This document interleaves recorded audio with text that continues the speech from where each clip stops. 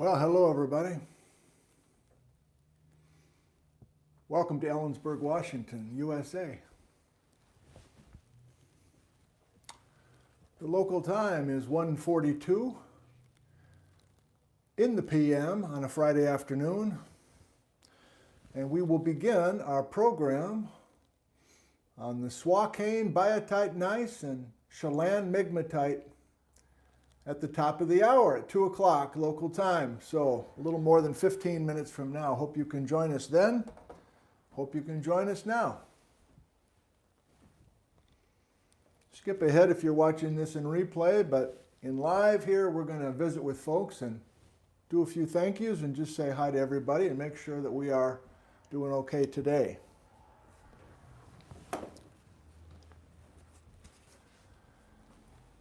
And you are invited back, of course, on Sunday morning, less than 48 hours from now, to talk about the Hosamine terrain and the Metau area. Daddy knows nothing about those topics, but I will by Sunday morning. Well, there's one perk of being inside on a Friday afternoon. Did you want to say hi to these guys? Did you want to say hi? Yeah. Did you want to say hi? Yeah. Oh, I know. Yeah. So this is Bijou the cat, and we've been waiting for the fog to burn off outside and for it to warm up. It really hasn't warmed up. But we have a little bit of sun, just temporarily, so I think you're going to want to go outside, aren't you? Think you want to give it a try and go outside? Did you want to do that? Yeah.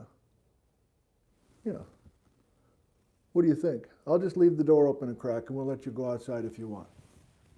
I need to make sure that we're communicating with these guys. Yeah, out you go. You can squeeze. There you go.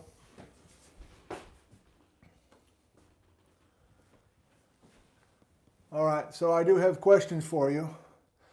Are we functional? Hello, where are you viewing from? I'll just, we'll kill 3 birds with 1 stone. What? Chico, California, and Mankato, Minnesota, and Jim's in Prineville, Oregon, and Rick is in Wisconsin Rapids. And I'm seeing some 5x5s, and that's wonderful. It did dawn on me that I haven't been on the front porch yet with the wireless microphone, so I don't have to worry about tons of echo, I don't think. Hello, Chris in Pasadena, California. Vicky's in Dansville, New York. Abilene, Texas. Grandpa Carl's in Granger. Debbie in Sunnyside, Washington. Sounds and looks good. Thank you, NM hockey fan.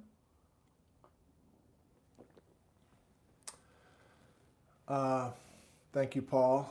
In Burlington, Letha Lee, thank you for the report. Yeah, so, I'm not the brightest knife in the drawer, so it never really dawned on me to be in the front porch here. I just liked being outside so much, but I kind of did this mental hurdle as I was waiting. It's 37 degrees out there an hour ago. I had everything set up outside, like 45 minutes ago. I'm like, if it's still foggy, if it's still super cold, like 37 degrees at 1 o'clock, I'm moving everything inside. So I've been busy since 1. And I don't know. Maybe I'll be in the front porch the rest of the alphabet. A couple more, just making sure that we're there. Frederick saying hello to Elaine. That's nice. Dan, hello. Kind of a weird. Don's in Fairbanks, Alaska. Tasmania is here. That's wonderful to see. Whatever time of the day or night it is there, wonderful. Northwoods, Joanne says it's chilly in northern Wisconsin. Yep, there goes Bijou, hanging out. Good.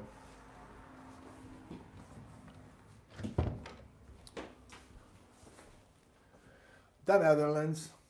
Tom is from Squim. Frederick, my fellow New Mexican. Sid's in Texas. Beach Bums in Cleveland, Ohio. Oh, lots of North Americans here. a stray distant person as well. Got some thank yous from distant lands, which is fun. Bo's in Copenhagen, Denmark. Not so fast there. Hello, Gracie, age 10. You're coming from Paris, Illinois. That's wonderful. Big Daddy says hello to you. Nobody. -6, says Don in Fairbanks. Thank you for the report. Backcountry Gary's in Darrington. Great to see you. Okay. Yeah. Got a few thank yous. I'm glad we're working for now. Glad we're working for now. And I wasn't sure about the lighting, but I don't know. It seems like it's okay. I did buy some lighting. Oscar in South San Diego helped me buy some lights in case it was real dark and I just didn't have much to work with, but I think we're going to be okay today, right? I got some hand sample. I got some rocks to show you. We'll flip you around quite a bit, I think. There is a little bit of an echo. Yeah, well,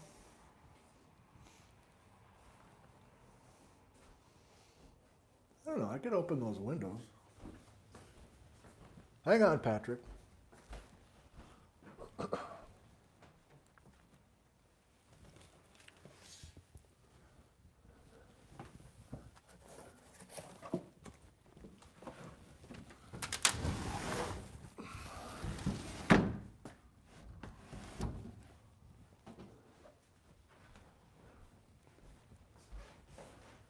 Hang on, Patrick.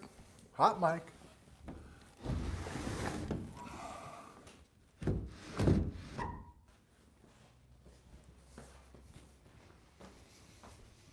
Who knows? I doubt that'll make a difference, but it's kind of fun. Aarhus, Denmark. Okay, looks like we're rolling. Couple thank yous.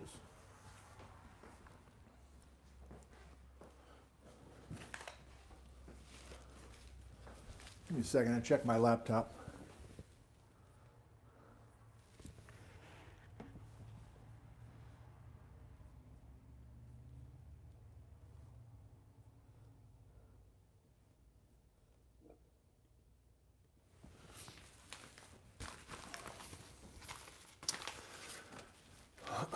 From Vandenberg Village, from Dale and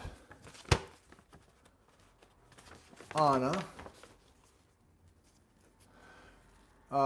Nice things, nice things. The Lander Insight launched on a ULA Atlas V rocket from Space Launch Complex 3, Vandenberg Air Force Base, a few years ago. Something about NASA here, Southern California. Dale had the honor of being part of the security team assigned to the InSight launch. He continues to hope a young geologist, first inspired by this series, will choose the geology of our solar system for his or her career. Thank you, Dale and Anna.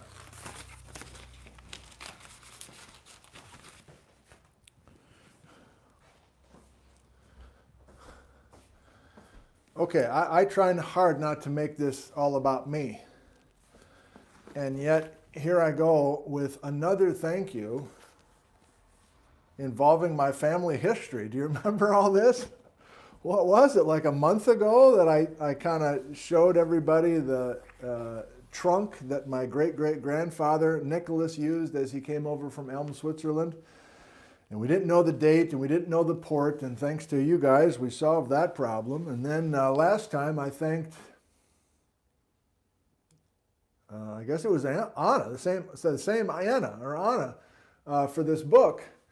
And in it talked about my great-great-great-grandfather surviving the Elm rock slide, which was on September 11th, 1881. So I never dreamed I'd get to this point where I had that much detail about my family history in Switzerland in the 19th century. Well, I got Thomas from Utah. saw that, thank you. And here's Thomas by email saying, your comments about the elm rock slide made me curious as I did not remember the details, particularly that it was a man-made caused landslide. Through an internet site, I located a link to a PDF of the original 1881 investigative report to commemorate this tragic event. Not only is it in German, this is Thomas from Utah talking about, not only is it in German, but in Gothic print. So for most, it's now difficult to read. Fortunately, in my younger years, I learned on my own to read the Gothic script, as many scientific books were printed with this script. Well, there are quite a few Zentner stories in the report, including an eyewitness account that might have been the basis for the Zentner episode that you read. Moreover, did you know that another young Zentner was hailed as a hero? I understand that your ancestor, Nick, left Elm before this tragedy, but you might like it as an addition to the family story. So, Thomas, I mean, he's going through this old report in script, or what Gothic script, and he's highlighting all these Zentners. I mean, it's not just cousins, it's actually like last name Zentner, and this family of young Zentners perished in the slide, and a cousin outran, and great-great-grandpa. So, I don't know, I printed out a couple of, let me just show you quickly, just in case you're curious. So there are photos. I mean, it is 1881, so we have people with cameras taking photos of the tragic aftermath. This is the slate that was being mined up above the little town of Elm. And again, there's more than 100 people that were killed, including a number of people last name Zentner. The local mayor, essentially, was a Zentner.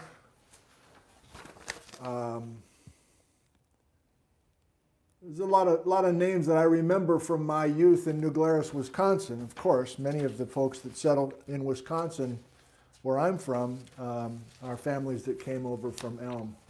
So here's a look at that Gothic script. So this little live stream series continues to amaze, and it's kind of this parallel benefit beyond just communicating geology. There's no way that I would have the ability or the patience or the follow-through to learn this on my own. So I'm grateful not only to you, Thomas, but to pretty much everybody who's been helping along these lines. You're all smart. You all have your levels of talent or areas of talent, and it's just a kick. It's a kick in the pants to be able to put this all together. So thank you.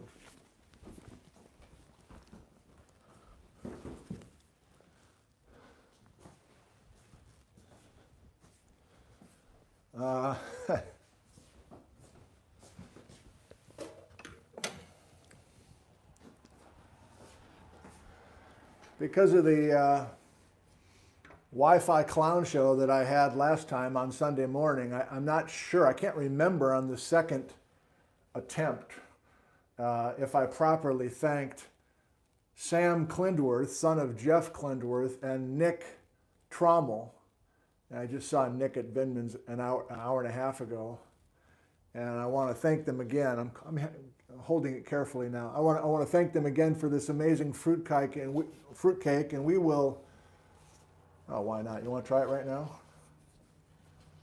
was going to say we're gonna.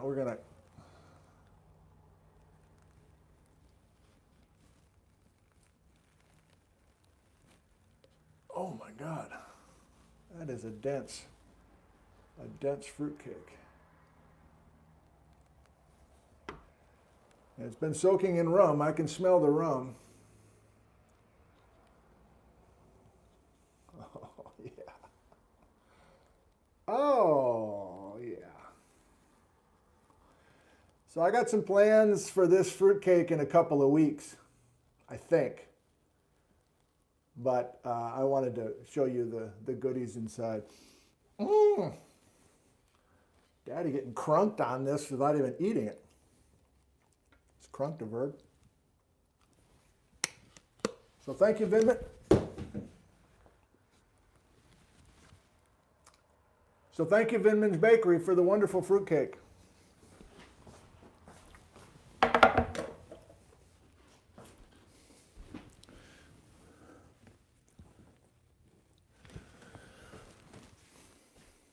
One last thank you.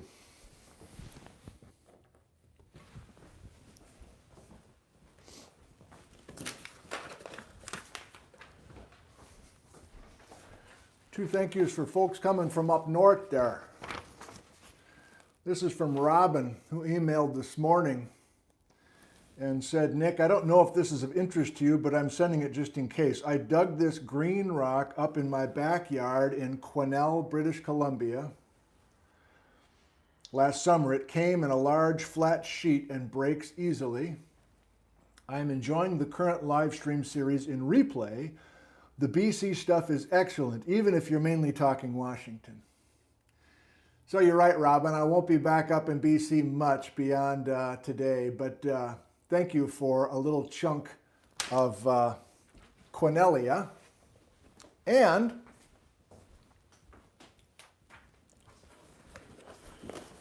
this box with $14 of postage from Petersburg, Alaska.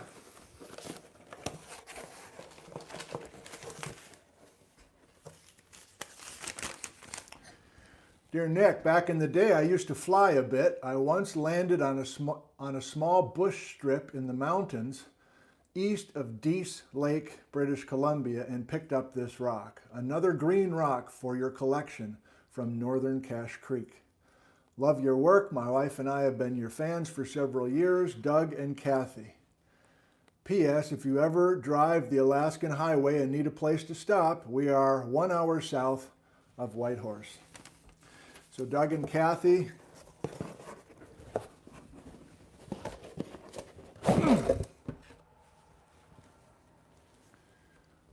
a piece of Cache Creek, possibly from the Southwest Pacific.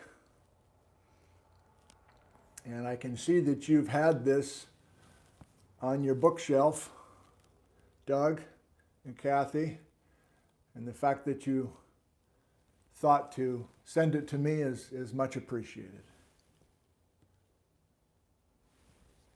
So thank you very much. Okay, everybody, give me a couple minutes to get my thoughts right, and we will begin our session. Thank you for joining us.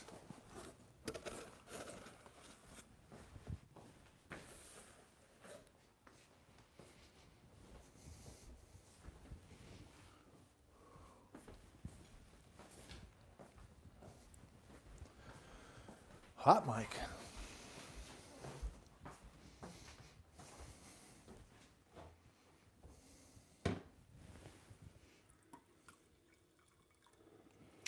Hot water at the hot mic.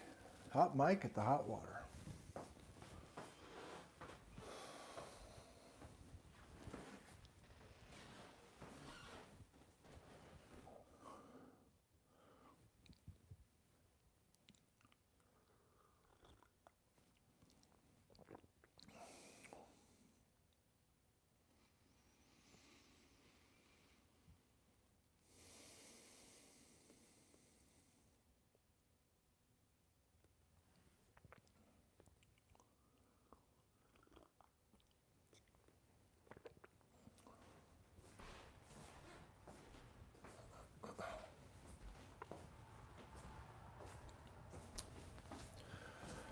Well, a pleasant good afternoon to you all. Thank you for joining us. This is the front porch of our home here in Ellensburg, Washington, USA, and I'm so glad that you could be with us today. Here's to you. The academic quarter is done. Turned in my final grades last night, and so I've got a little extra time to finish out the alphabet with you. And today's topic, the Chelan Migmatite and the Swakane Biotite Gneiss, are rocks that I actually have dealt with a little bit for a change. We're going to be, at least partly today, in civilization. Instead of high in the mountains with Lindsay or Backcountry Gary or a few others, the Chelan rocks are right near the town of Chelan in the resort community, the greater Chelan area with Lake Chelan and the second homes and all that sort of stuff. So if you know the Chelan area in northern Washington, you know these rocks. You've seen them. You maybe haven't spent any time looking at them carefully, but these swirly, beautiful, complicated-looking rocks near Chelan, yeah, that is what we're talking about today, and it has some question marks. And the Swakane Gneiss is also accessible to many of us. Wenatchee, do you know Wenatchee? Beautiful little city. And just north of Wenatchee, and if you drive, in fact, from Wenatchee to Chelan on the west side of the Columbia River, you're going right through the Chelan for more than 10 miles. So these rocks are accessible and nearby, and that's why I know about them, because I've been doing stuff with the Ice Age floods and other things, and so I've kind of intersected with my previous interests in those rocks. But we will see that we can go up into the high country as well of the crystalline core, and we can find some of those rocks as well. So the plan today, since I don't have the blackboard, it's in the backyard, is to, I don't know if review is the right word, but I want to at first go backwards and revisit some of the rocks of the crystalline core, because today is the last of the crystalline core. And I did a few things on the, my homemade little diagrams that helped me and possibly will help you. And they not only will help us look backwards, but they will help us put these two new units for today into perspective. And then we leave the crystalline core, and on Sunday morning we head across the Ross Lake Fault Zone, and we get into Hosamine and Methow and Tiotin and Bridge River, and I don't know. Okay. So,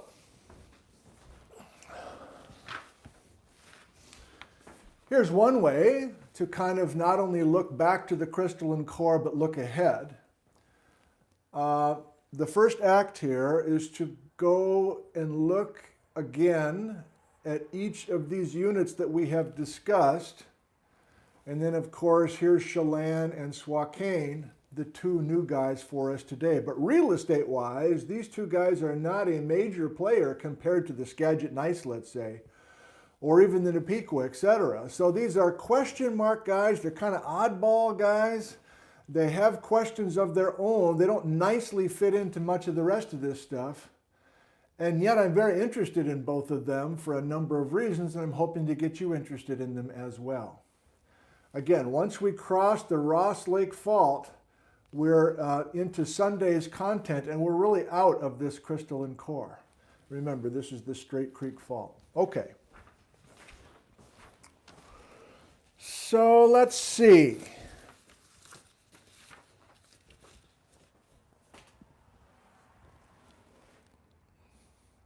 Yep. Just decided. So you remember this.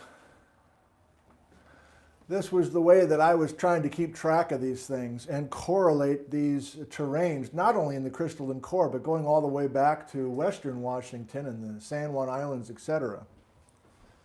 I don't want to go that far back, but I am going to just kind of wrap around here and just quickly remind you that we have this geologic portion of the geologic timescale with dates, and that's been our standard approach. And here's our 4 terrains in the San Juan Islands. And then we got further east, and we were approaching the Cascades, an area I called the Western Cascades Foothills. This is old. This is really old stuff now for us. Again, we've got stuff like the Alexander terrain and Cache Creek question mark and everything else. Okay, now we're going to slow down, and you'll see that I redid this. How can I? So first of all, just notice that in the crystalline core as a unit, we really don't have this Paleozoic and earlier stuff. Now we'll get tiny little zircons today that are from those olden days, but as far as a substantial exotic terrain. We really don't have it in the crystalline core. But as I said that I was going to do this, and I liked doing it yesterday, it really helped me, and possibly you too, I redrew, even going back to Ingalls, and I separated what I think is real. The protolith, or the original rocks of not only these guys we have discussed already, but here's the two new guys today, the Chelan and the Swakane. I'm redoing this to show that I think this is worthwhile to show the original rocks, whether they were sedimentary rocks. See, I'm drawing a little sketch for you now. For me, mainly, but maybe it will be helpful to you too. So we decided that the original stuff in the Ingalls terrain was deep ocean floor, and even the stuff below the ocean floor, the mantle. I'm just drawing a little thumbnail sketch. What is this, like a pelican? I don't know. It's supposed to be a boat, but I guess they look like pelicans. The Swaukane, the protolith of the Swaukane, is this deep ocean sediment, this true politic material, this kind of black mud. The Gneiss Ridge, often lumped in with the Swaukane. Well, apparently there's enough protolith rock there to say, well, we don't just have a deep ocean floor, we've got a volcanic island. We've got oceanic island, maybe a line of ocean islands. Not sure what that is. In other words, is that Stachania? Is that Quinellia? We don't care. The Napiqua, this crazy kind of accumulation of material, we decided was an oceanic wedge, or oceanic accretionary wedge. Subduction complex, basically, but apparently completely underwater. The Cascade River, which included, I guess just the Cascade River schist, sorry, was a volcanic arc story. Now, this is new. The Skagit was our last show. And I was struggling with the protolith of the Skagit. But by email, I've been emailing Stacia Gordon and a few other researchers who've been really doing amazing work in the last decade with the Skagit. From what I can tell from their emails and also reading as carefully as possible, the original protolith of the Skagit gneiss is Napiqua and Cascade River. So I'm combining these two shows on the ocean floor and combining that age stuff and saying, before we get the complicated metamorphism in the banded gneiss and the other kinds of gneisses, perhaps, and it's tough to go back this far and undo all that crazy metamorphic activity, but perhaps we had a combo of Napiqua and Cascade River, not only with the Skagit, and why not? I think even there's Triassic, Napiqua, and Cascade River schist as the very earliest days of the Chelan Migmatite. Now, that's not a hallmark kind of headline event, but I'm kind of showing you that I think this is worth thinking about. I'm not entirely sure it's real. And you're like, I started doing this last show, didn't I? I'm not sure it's real. I think I read this. Like, I got some guts. What am I doing? I'm talking to 600 people and I'm not sure? Yeah, I'm not sure. I'm not sure. I'm learning this stuff for the first time, but more importantly, I'm finding areas that are kind of fuzzy among the research community as well. If it wasn't fuzzy, it would be easy to read that stuff in the earliest days of these guys. So, if you're bothered by me saying I'm not sure it's real or I think I read this, that's the kind of context for statements like that. We're still making progress, I hope, but there are places that need continual work. And then look at what, I can't hold it. Look, what is up? What kind of freak show is the Swakane? Look at how young it is. So that's what's coming.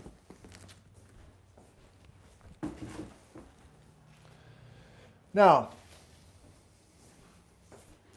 I'm still in Act 1. And another way to go back and just basically take a tour of the crystalline core is to go back to this very impressive map and accompanying pamphlet and text put together by Ralph Haggerud. I think at this time, I'm not sure, but I think Roland was retired or close to retirement, and Roland had put the original mapping together. It was his life's work. And he's been a team with Ralph for a long time. You might recall we met Ralph by video in his backyard in Wenatchee a while back. But as I read what I'm about to read to you, little thumbnail details about these terranes, I hear Ralph's voice, and I think it's Ralph's writing. And you're like, oh, I don't think I know. What is this? This is 2009? Yes, it's 2009.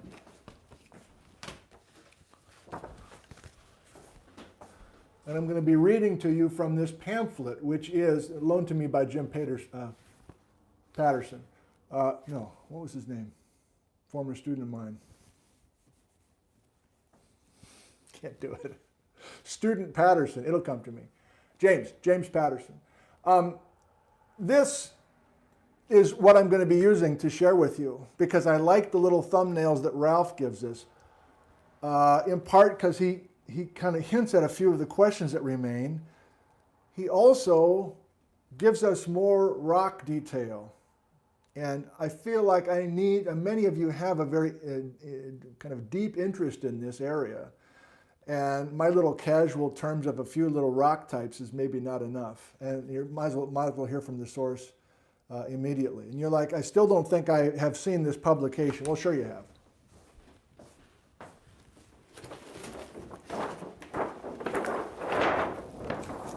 This is the map I've been showing you off and on. That is the entire North Cascades, the centerpiece of which is the crystalline core. I got this one laminated. The one I showed you last time isn't laminated. But it's such a hornet's nest. There's such a lot going on that what I'm trying to do with you is to pull out some major messages and run with them. But occasionally, I'm a little too general, and so I'm going to feel better by sharing some of this with you. So I'm not stalling before we get to the Chelan and the Swakane, but I do want to set that up by talking about kind of what we know as a whole. So I don't know, can I do this easily? Read a little bit and then show you we'll try. And I might spend an hour doing this. I don't want to do that. So the Ingalls terrain. Here's Ralph. Ultramafic rocks, including peridotite and foliated and massive serpentinite. These rocks are dark, heavy, and rich in iron and magnesium. Most ultramafic rocks initially from many miles below the Earth's surface during seafloor spreading. I'll stop there, but he's got more. So it's a combination of rock detail, but also kind of some general interpretive stuff, and then an occasional kind of question mark. Gneiss Ridge Migmatite. Gneiss Ridge Gneiss, in other words. In some places, migmatitic, and we'll talk about what that means in just a second. In the southern part of the outcrop area, mostly mixed light-colored gneiss interlayered with mica schist and amphibolite, similar to the Swaukane schist, which we're about to talk about. Many of the rocks are so mixed and variable with cross-cutting with sills, dikes, and irregular bodies of light-colored granitic rocks that they are called migmatite. Grades northward into more uniform, mostly medium-grained biotite gneiss with small red garnets. Speaking of the Swaukane schist, remember, the Swaukane schist has a protolith that's a simple black shale, basically black mud on the ocean floor that became a shale and that eventually got metamorphosed into this. This is the Swaukane schist that you can see has some garnets inside of it. Should I flip you around now?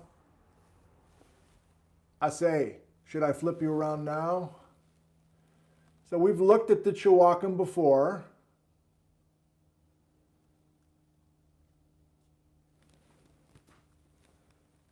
Used to be this. Protolith, in other words. Black shale. Swaukane today. Remember some of those backcountry Gary photographs? This stuff is in the high country.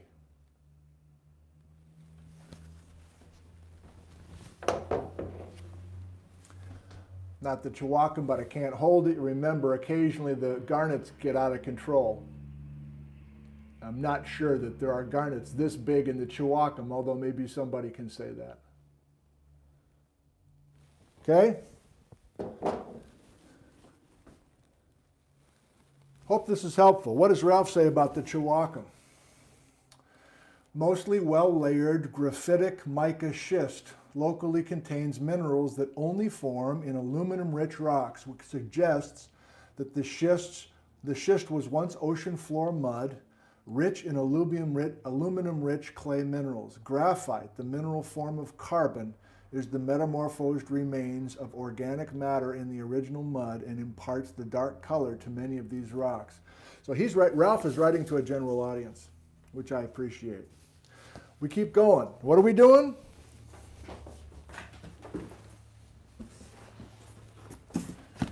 We're trying to take the scenic route and work our way through these rocks, essentially from south to north-ish.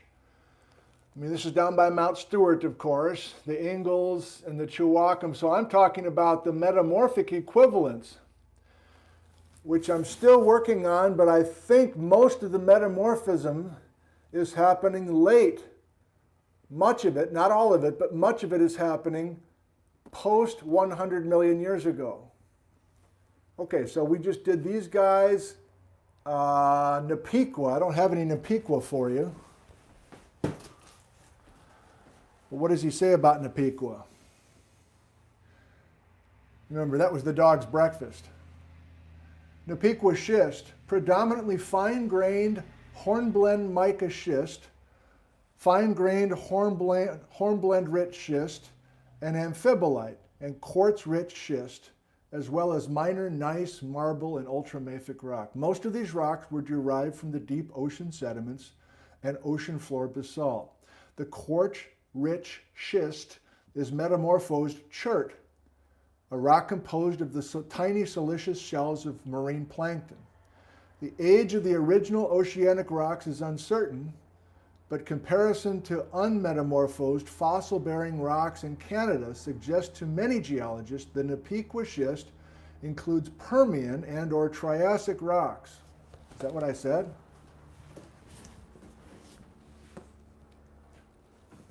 Triassic, I could have included a little bit of Permian, apparently. My bad. Let's jump over to Cascade River schist. Mostly fine-grained, easily split, green, brown, and black micaceous schist, as well as amphibolite, fine-grained gneiss, and metamorphosed conglomerate. Many of these rocks were derived from volcanic material erupted from late Triassic volcanic arc, whose roots eventually crystallized as the Marble Mount plutons. The metamorphosed conglomerate indicates that streams eroded the arc and delivered material to the ocean. See, I love the way he goes right to a little mental snapshot for us. And I'm trying my best for a mental snapshot as well. We're almost to the two new units for today. Skagit Gneiss. Remember, that gave me trouble. Adding the sediment late in the game into the mid-crustal levels to lower the temperature for the mid-level of the crust to create the certain look of the Skagit Gneiss. Still struggling with that. Skagit Gneiss complex, mix of schist, amphibolite, and rare marble and ultramafic rocks, mostly derived from marine, sedimentary, and volcanic rocks that is intruded by sills of igneous rocks, which are now metamorphosed to orthogneiss. The original schist, amphibolite, and marble may have been continuous with the Napiqua schist and or the Cascade River schist, described below. Orthogneiss bodies range from a few centimeters thick in the layered gneisses to several kilometers thick in mapped bodies of orthogneiss. Many of these rocks are cross-cut by a variety of lighter colored igneous dikes, blah, blah, blah. So Went up and visited Chris Mattinson last night in his office. He gave me some Skagit Gneiss to show to you guys that he has cut and been working on. That's the Chris Mattinson 2 weeks ago that was here talking about green rocks in the backyard. That's not his specialty. His specialty is the Chelan Migmatite and some of these rocks within the crystalline core. But Skagit Gneiss is one that a number of researchers are working on. Okay. I think we're ready. That's my decision. I think we're ready to cross into new ground.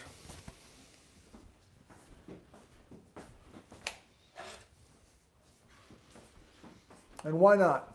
I'm going to go right to it. This is the best I've got for you today. This is the best I've got for you today. So I'll be showing this to you a number of times.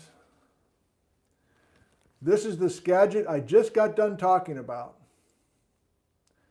But you'll see when we jump to our 2 units today,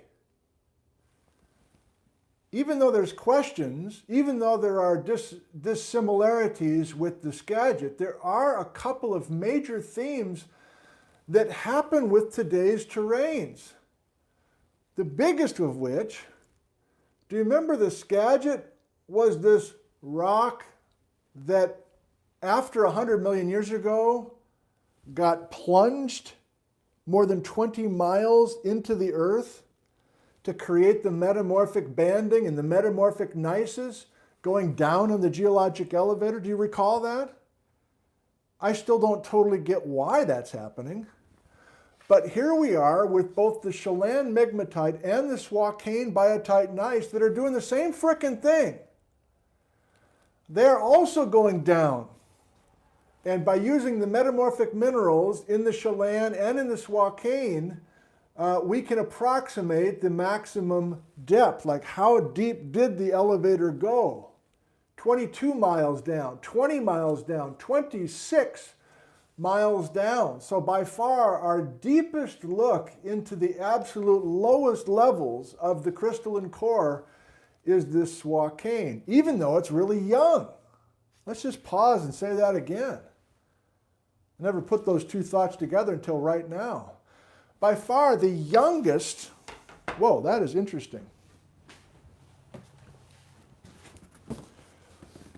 Even by far the youngest of our bedrock units that we are discussing now, if you've lost track, if you've zoned out and you're coming back now, we're done really going back to these guys that we've already discussed.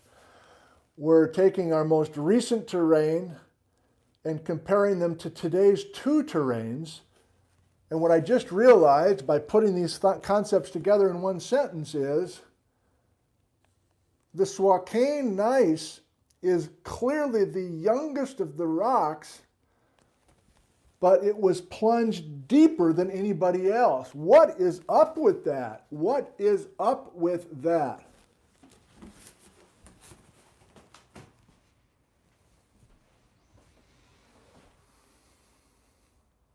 I can't hold it. I'm setting you up a little bit. Setting the hook. Did I tell you before I got into geology I was a theater major?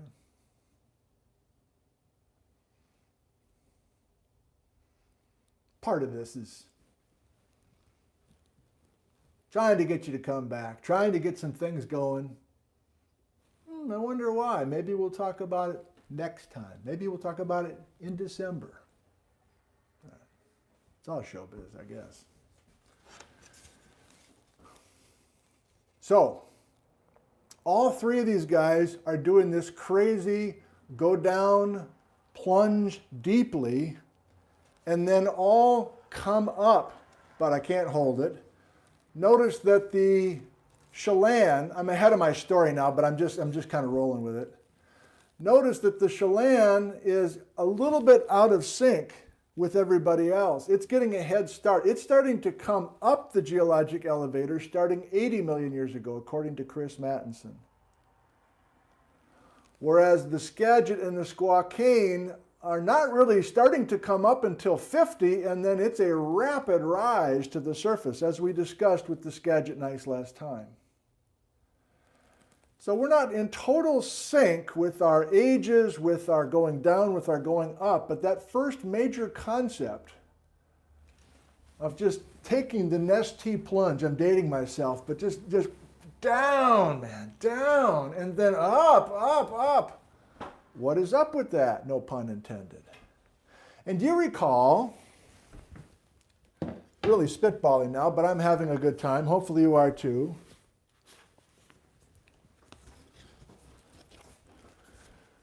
Do you recall that Darrell Cowan, who is the co-author of the book we've been using most of this series, tells us that the Straight Creek Fault is obviously significant. No landmark statement there from Darrell. But Darrell was basically saying, as you're driving from west to east through the North Cascades, let's say, on State Route 20, and you're cruising through the Easton, and you're getting into the Chilliwack, and you're back into some Easton, and then you cross the Straight Creek Fault. You're in another world. And by that, he meant two things. The first another world thing is obviously you're into much different rocks, the crystalline core. But I'm reminding you of another major message that Darrell had for us, which I really hadn't thought about until I read that. Maybe it was Marley that wrote the sentence. I don't know. Part of the reason we're in a different world is because these things have come up from 20 miles below. In other words, there's not just northward movement on the west side of the Straight Creek Fault. That is for sure a thing.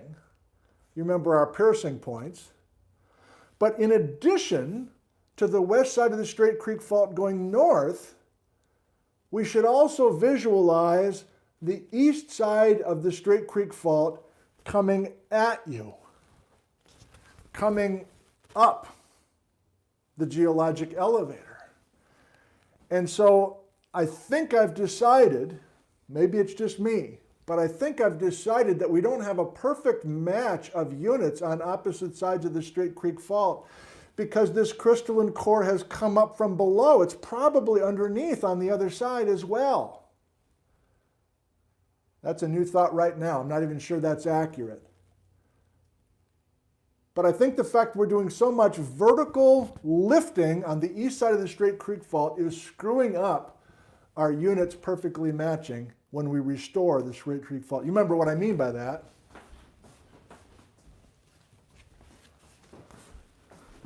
Remember we did this, right? We did today's geology, and then we decided to go back in time. Do you remember this? Restoring the Straight Creek Fault. We're going to be doing more of this, I don't know, next week, maybe 2 weeks from now. But if we go back to 50 million years ago, our piercing point is the Windy Pass thrust and the Vedder thrust.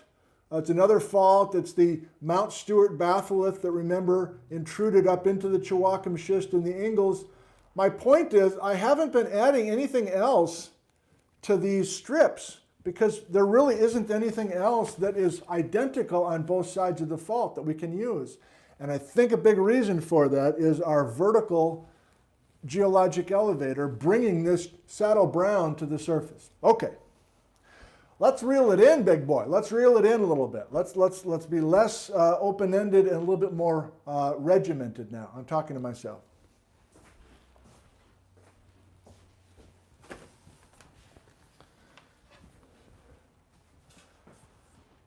I hereby declare from this point forward that our two new colors today, courtesy of Pencils by Patrick, the Chelan Migmatite is a turquoise green, and our Swakane Biotite Gneiss a dark gray. And just by the way, if you're like, I don't think I like your color choice here. Like, are you colorblind or something? Like, these colors don't go together. And I agree with you. I think they're ugly together. Like, artistically, I think they're ugly.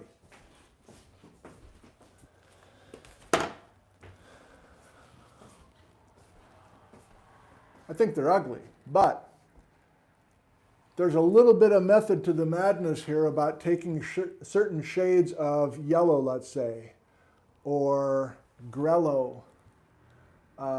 And you'll see when we try to correlate a little bit coming down the road. Oh, we got a friend. Come on, come on, come on. Oh yeah, getting cold, huh?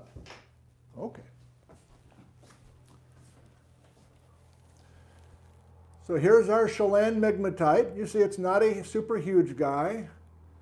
Here's our Swakane Gneiss. And here's another piece of it over here. So the Gneiss fault has a fair amount of strike-slip offset on it. And it's been a while since September. But if you recall our table setting episodes back in September, I was trying to plant the seed with you that if you have a strike-slip fault, like the Straight Creek, or like the Gneiss, or like the Ross Lake, we'll talk more about these on Sunday. Does anybody remember what I was really pushing to immediately think of when I say strike-slip fault?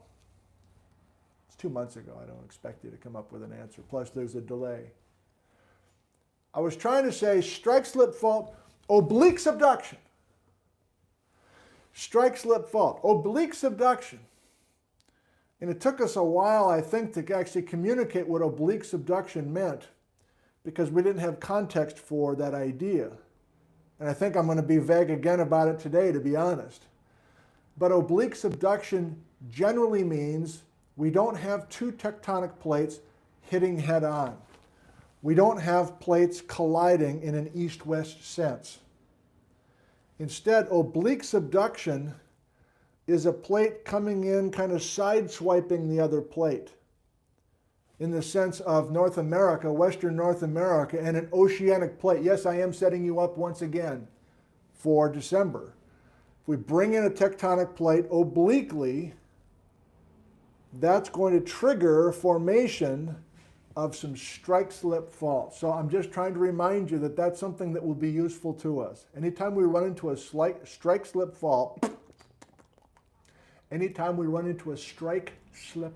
fault, we want to realize we might have some oblique subduction, some sort of tectonic event, oblique event, getting some strike-slip fault action happening. Okay, I hit that harder than I think I even wanted to.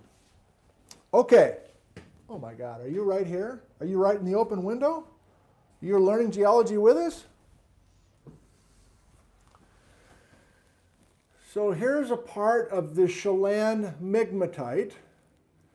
And Chris said, yeah, I got some samples I can loan you from my research. Here's his ways to label his samples that he collected in Chelan, and then he takes a rock saw and makes a rock chip, and then he gets a thin section.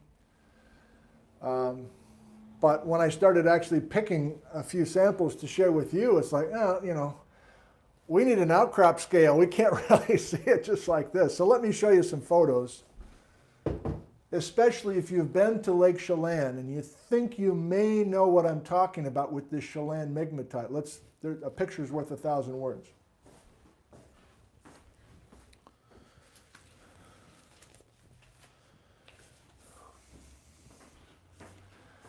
Change my mind. Let me finish my Ralph reading here. He's got 3 sentences for the Chelan Migmatite. Ralph Hagerud in 2009, under the heading, Terrain Uncertain. Are you talking about a major question mark in an official USGS publication? I mean, there's paragraphs and paragraphs of text for these other units. There's 3 sentences under the heading, Terrain Uncertain. Chelan Migmatite Complex of Hobson and Mattinson. That's Chris's dad, Jim Mattinson, and Cliff Hobson. Metatonalite, metabasite, and metaplutonic migmatite. I'll try to explain. A dome-shaped upwelling of deeply formed igneous material that appears to have pushed aside the schist and gneiss of the Chelan Mountains terrain.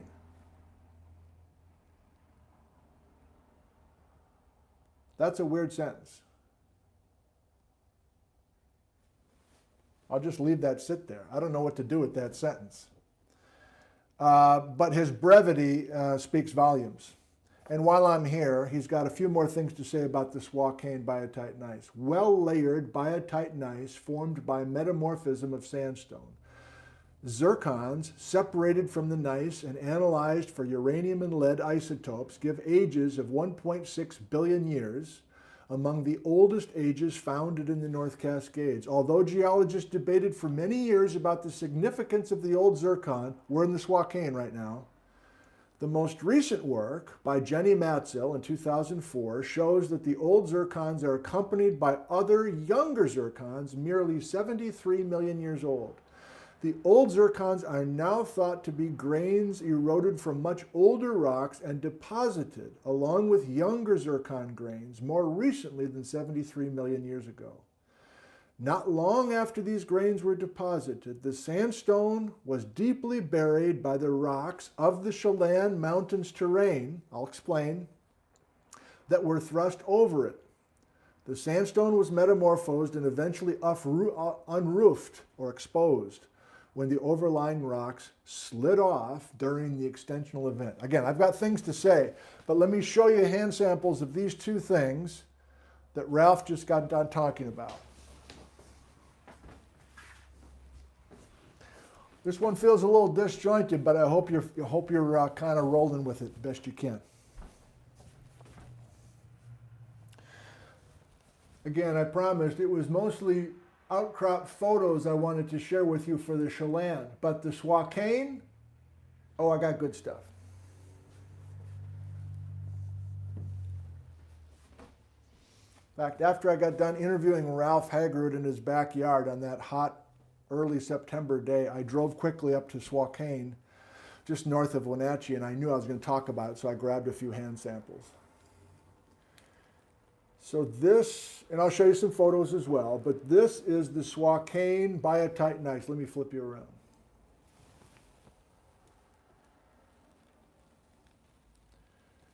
Okay, it is a remarkably homogeneous rock unit, meaning it doesn't really seem to matter where you are in the Swakane Gneiss, it looks like this. And if you're kind of in cross-section view, you can see foliations. The black minerals are biotites, and you can see that things are parallel to each other. But if I happen to orient the rock like this, now you're looking down on some of those biotite flakes. So biotite mica. Now I can see Ivana talking to Daryl right now, and there's a chance that they're ahead of my story. Meaning there may be talking about Baja, BC. This is a key unit that we will be discussing in December about this phantom Baja, BC that some of you keep hearing about, but you're not even sure what it is. So again, I'm setting you up, dog. I'm setting you up. While I got you here in the back camera, so we're looking down on the biotites here, are we not?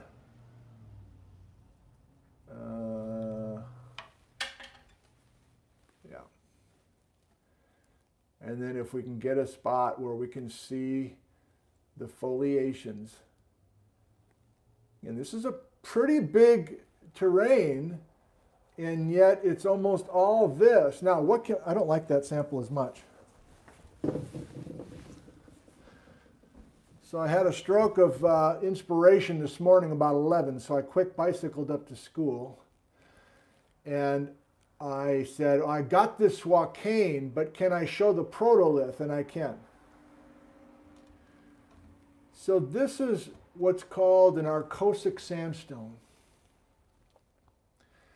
And this technically is the Swak Formation, which is nearby the Swakane. I know we got similar names now. And this is a sample we've had in our rock ID lab, so we got grubby little undergrad fingers all over it. So I took a hammer and busted it open a little bit fresher for you guys. But please note that we have a sandstone that has a variety of sand grain sizes and a variety of sand grained compositions, like this thing, It's like some big quartz thing looks like. Here's a little, I don't know, hornblende little dude. Some feldspar sands, some quartz sands, some little micas thrown in. What I'm telling you is that this is the original rock, and this is the Swakane as it looks today. So this Swakane metamorphic gneiss, with lots of biotites within it, was originally a sedimentary sand grain story. And we're really about to talk about sandstone a lot. A lot. Not just today. And so I'm hitting this hard because I know we're going to keep coming back to this concept a fair amount of times. Okay.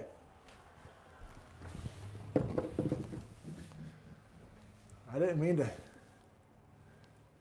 call out you guys. It's good that you're discussing stuff, but yeah.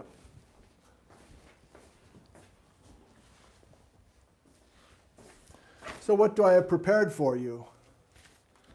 I wasn't planning on skipping ahead with all that rock stuff, but I just felt like it. All right, well, I promised that with the Chelan, I wanted to show you some things that I printed out, and Chris was very kind to send me some photos. And some of these photos are mine. So here's a photo of mine that I'm fond of. So when we have a brand new crop of graduate students that are coming to our department from all over the world, the first thing we have them do is take a field class, Geology 502, and it's team taught, oftentimes by Chris Mattinson, sometimes Wendy Borson or Lisa Ely or some of our professors. And a few years ago, this is the one going up to Chelan, and I said, I want to join Chris because I want to finally learn some of this exotic terrain stuff. So here's Melanie and others, and I just want you to know the complicated look. This is not the Ribbon Cliffs. This is a beautiful exposure right below the town of Chelan. If you know the dramatic rise from the BB Bridge up to the town of Chelan, like you're heading towards the Walmart, you come by this exposure. You want a couple other photos of it? I mean, how can you drive by this and not notice it? I guess it's possible. I mean, come on now. So this probably was later that summer when Chris Smart, who I make video programs with, so we made a little PBS episode that I'll show you, featuring Chris Mattinson. So Chris Smart filming Chris Mattinson. It's Chris on Chris crime. But of course we're looking at this migmatite, which we don't even really understand what that is yet, but I'm about to try to help you see what this migmatite is and what we know of it. And now I'm just spitballing and showing you stuff from Chris's field trip, and you can see how you can spend a whole morning at one outcrop of the Chelan Migmatite. And they do. And they do. They break down all these individual events within the Chelan Migmatite. Oh my God. So I'll just do this quickly. So Lake Chelan itself, the shores of Lake Chelan in the lower part of the lake is all the Chelan Migmatite, and then by the time you get a little up lake, you're into the Cascade River schist, and if you're up at the very head of the lake, you're into the Skagit Gneiss.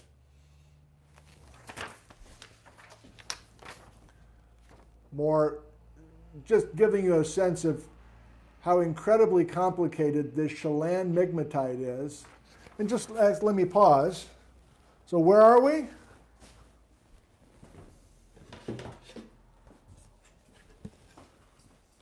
We're done, at least for now, talking about the Skagit, where we make the protolith and then we plunge it, make the metamorphic stuff, and then we exhume it, we dig it up.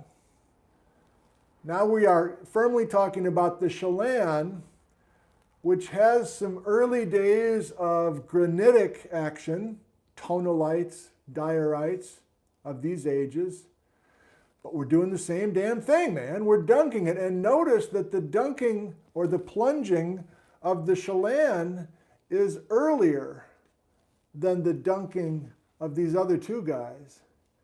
So by 115 million years ago, the Chelan Migmatite is already more than 20 miles down, and we're doing this migmatitic action, which I'm about to try to help you see or understand. And then again, it gets a head start on coming back up.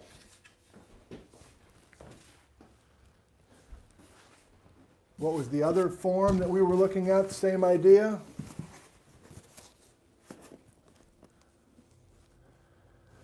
When I drafted this 2 days ago and I took Chris's notes, which he was very kind to email me some details because he's watched these shows and he knows what we're up to. He said, okay, yeah, the protolith is this granitic material, and then we create the metamorphic action. But then as I kept reading Ralph Hagerud's stuff, I realized perhaps that there's originally Napiqua and Cascade River, even where we have Chelan today. And so maybe originally we do have this same kind of deep ocean sediment combined with some sort of volcanic arc. You know where I am. I always want to try to correlate and say we got Stechenia coming through, or we got Quinellia coming through, or some other volcanic arc. We're not doing it. Cannot do it.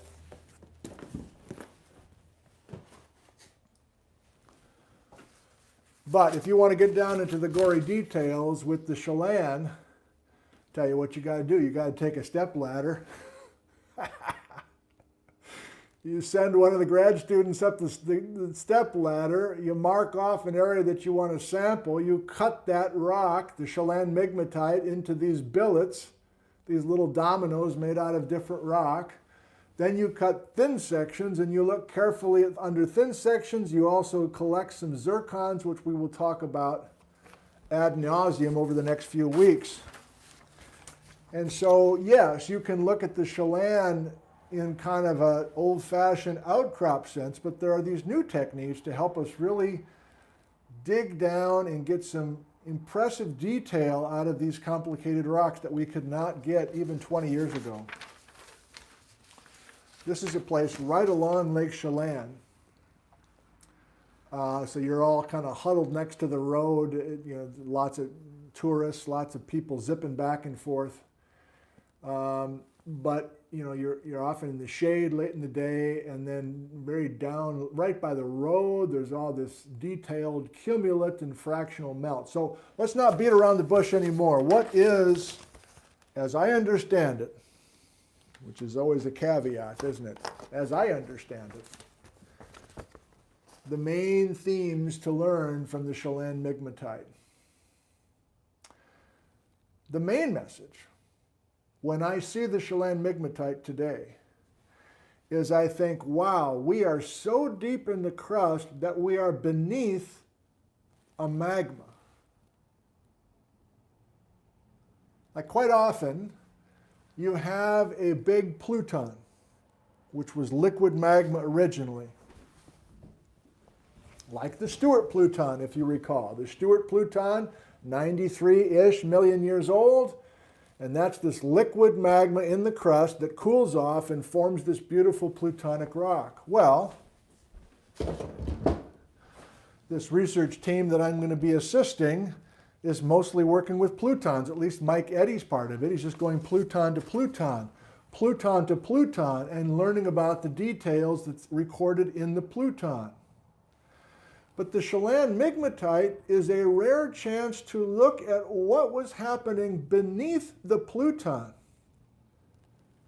In the pluton magma factory, almost like this is where the sausage is made. This is actually getting a chance to look at what happens when you create a magma beneath the pluton. And this doesn't happen very often. You don't get a chance to see this very often. Most of the times you go to Snoqualmie Batholith, you go to the Golden Horn Batholith, you go to, Tatoosh, whatever. You're here and you go, wow, we're deep in the crust where there was liquid magma and it crystallized in the dark. That's all true. That's all true. But what did it look like below this big blob of liquid? And so the gory details that Chris and his students and his dad and Cliff Hobson and others have been trying to learn is what detailed processes are happening when we first inject some mafic magma into the lowest part of the crust and we have some sort of mafic mixing with higher silica, or we're actually creating higher silica magmas. And then by the time we squeeze that less dark colored magma from the depths, we accumulate this large volume of plutonic igneous rock. And so how do you get those details? Not only at outcrop scale, but you collect some zircons, and here's one little grain of zircon. Remember that guy that gifted me a whole bag full of zircons? Like that bag was so heavy, I almost felt like the Ziploc bag was going to break. These zircons are so heavy. Quite often, zircon grains, the size of a sand grain, have rims. And you can analyze one tiny grain of zircon and get different ages from that one little zircon grain. And these zoned rims give you evidence about the original rock and then the first batch of magma mixing and then a kind of a late stage story. Crazy. And I only have the most basic part of it. You want a cliffhanger for Sunday?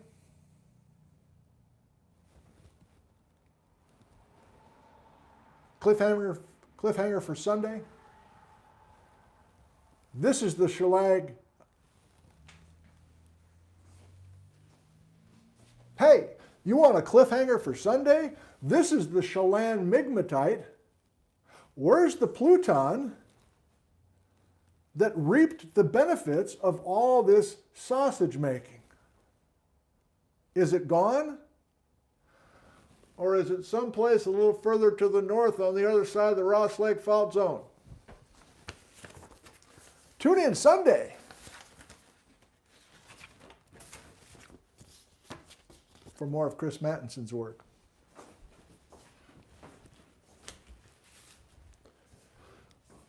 We're approaching the top of the hour. We are going in the Cozy Fort. We have a field video report. We've got some photos from Backcountry Gary and from Lindsay.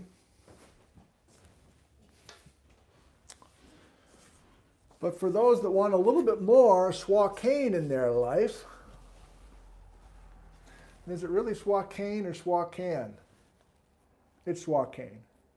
I texted Randy Lewis. Native American, Wenatchee, he knows all those original names and their pronunciation. They're all Native American names, by the way. Swakane. So that's the story I had for the Chelan. Protolith, dink it down. 115 to 110 was the main phase of really creating that rich volume of liquid magma above. Oh, that's Sunday. You're not supposed to see that yet. Damn! Now, let's go to Swakane. The protolith, the earliest stuff we can find on a major scale, is 93 million years old. So I'm not going to flip you around again. But younger than 100 million years ago, we are beginning to form the Swakane. And we are making our Cosic sandstone. I am flipping you around. So the protolith of the Swakane Biotite Gneiss is an arcosic sandstone like this. Why are we having focus trouble? A dirty sandstone, a gray wacky, whatever you want to call it. And I don't know what environment to give you yet. I don't know what to draw. I have a couple ideas, but I don't want to screw up the hook setting that I'm doing with you. So you know you got a little back of the envelope sketch from me for each of our exotic terranes through the crystalline core. You're not getting it from me here. Is this a beach? Is this a desert? Is this some sort of river? Like, where are we accumulating all this sand? Why are we accumulating all this sand? And why is it so damn young? How do we know it's that young? Well, there's zircon again.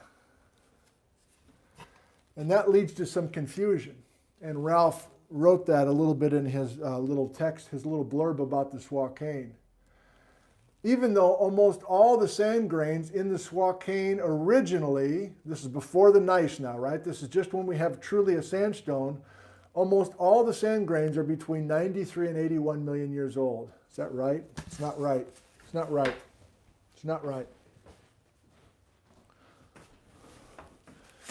No, those are, I don't want to call you, I don't want to throw you under the bus now, Chris, but those are the dates that Chris gave me. But then I started reading more recent work by Kirsten Sauer, and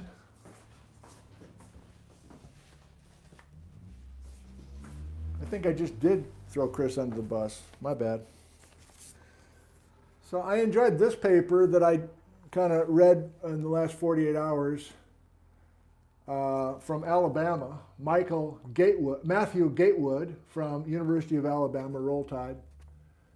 And he's talking about stuff in 2012 about some detailed zircon work in the Swakane. And here's Kirsten Sauer again, star student of Stacia Gordon.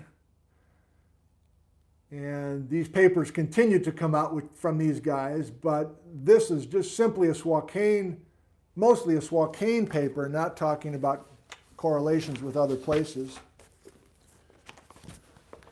And again, I showed you this before, but this is Kirsten again with a field guide in the GSA meeting in Seattle.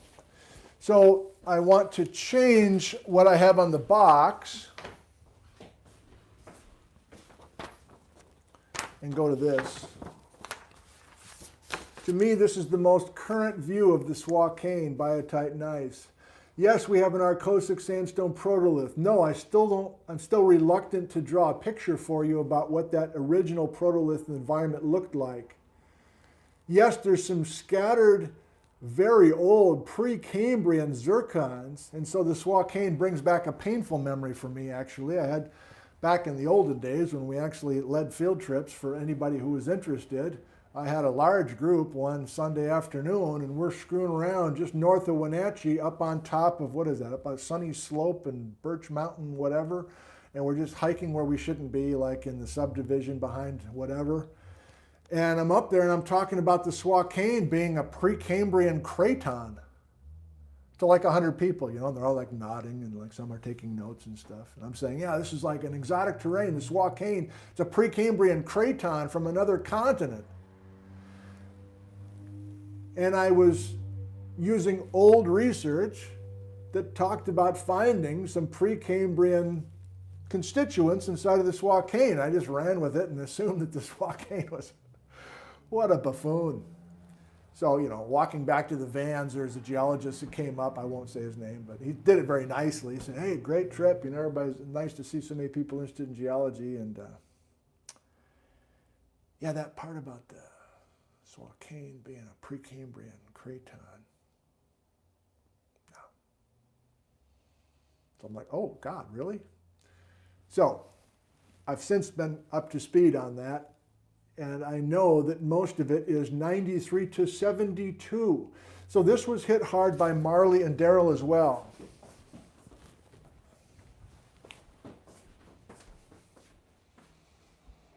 If you would open your hymnal, please,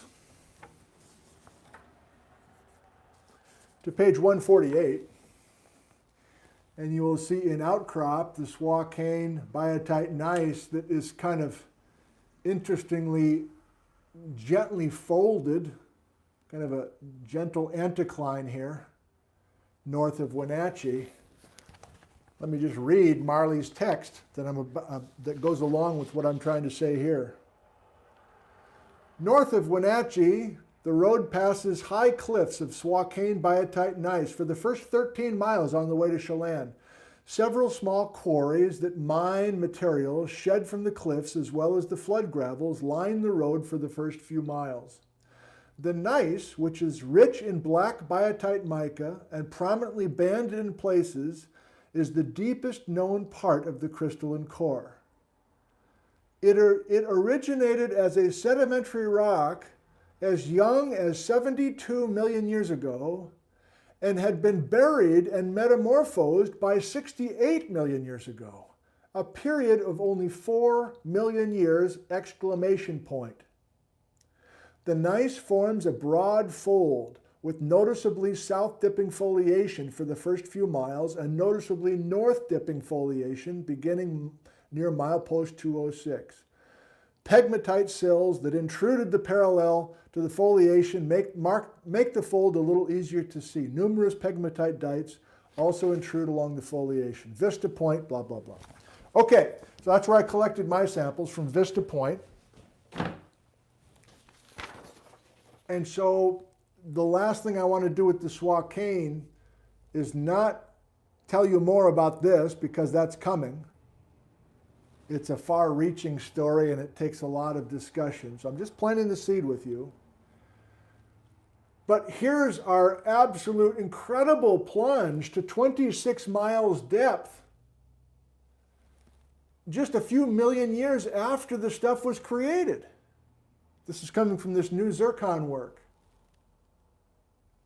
And the metamorphism is basically the result, remember what Ralph was saying as well? Taking other pizza boxes and shoving them over the Swakane. I got to go to the freezer. He goes to the freezer. Hey, I'm just a few steps from the freezer. Hot mic.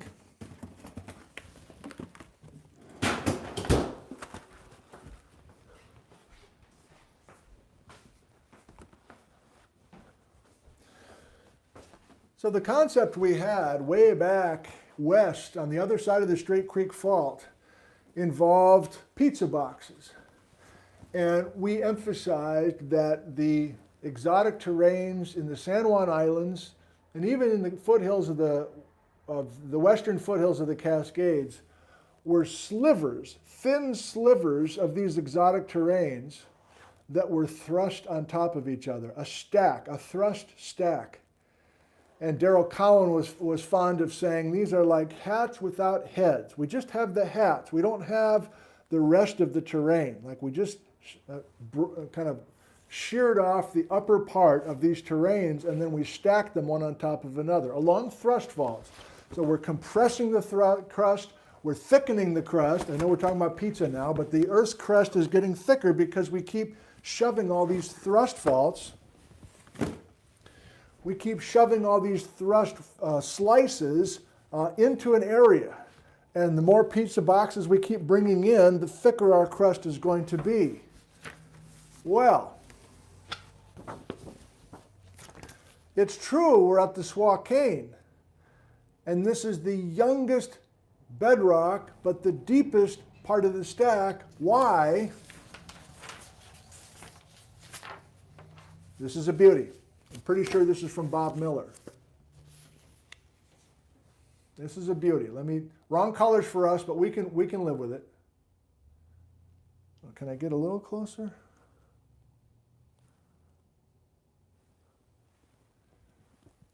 Here's the Swakane, the youngest rock at the bottom of the stack.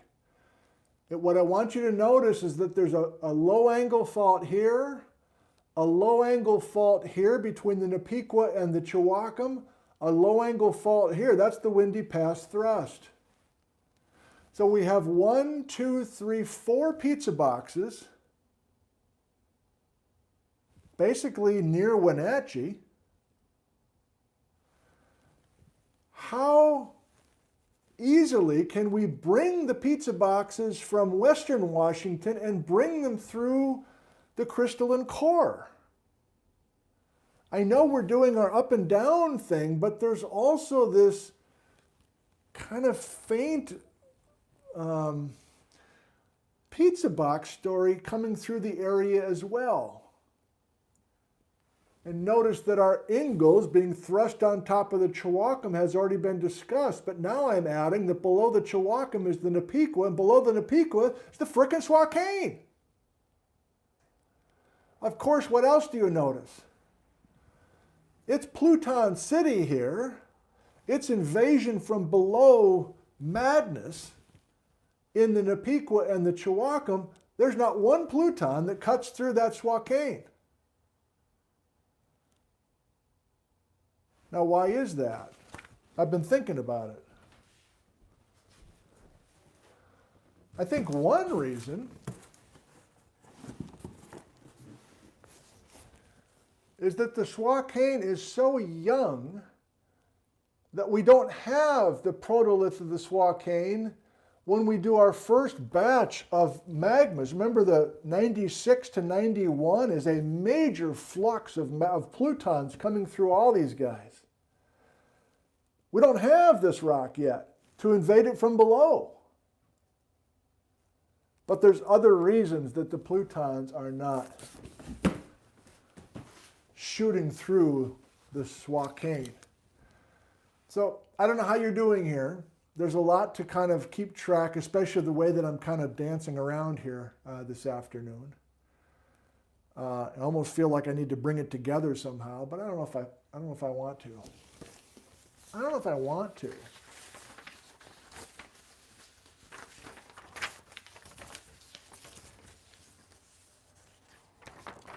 Last thing I'll say about the Swakane is it's not all in one place. So here's the town of Wenatchee, and when I think Swakane, I think just to the north of Wenatchee. But we have our video field report from Eric, who lives in Wenatchee, and Eric is reporting the Swakane from this cute little island of Swakane that's within this Swaukane Graben. Now this is one of those grabens that is not allowing us to see the fruitcake. Again, back to September.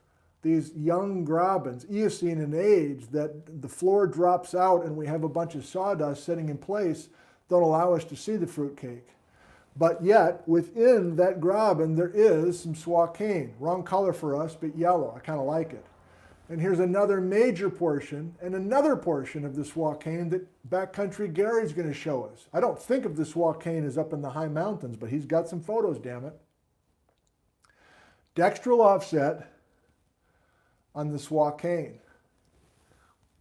And the fault that separates the Swakane from the pizza boxes above it is called the Dinkelman décollement. The Dinkelman décollement.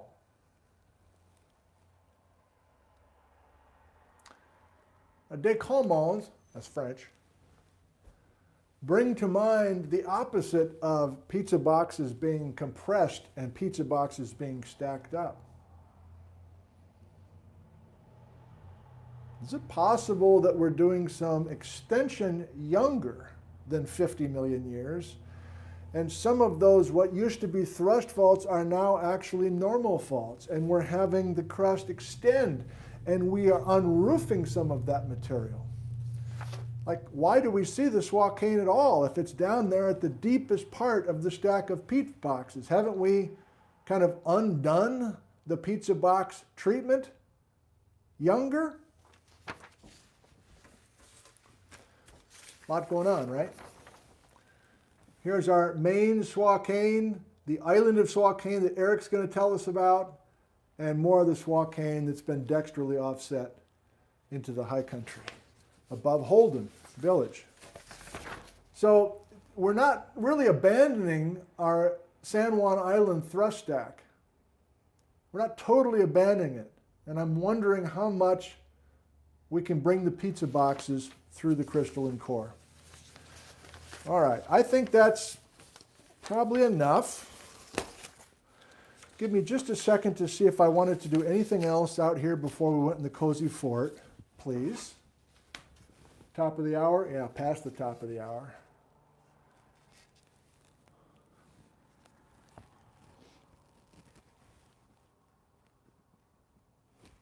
Yep.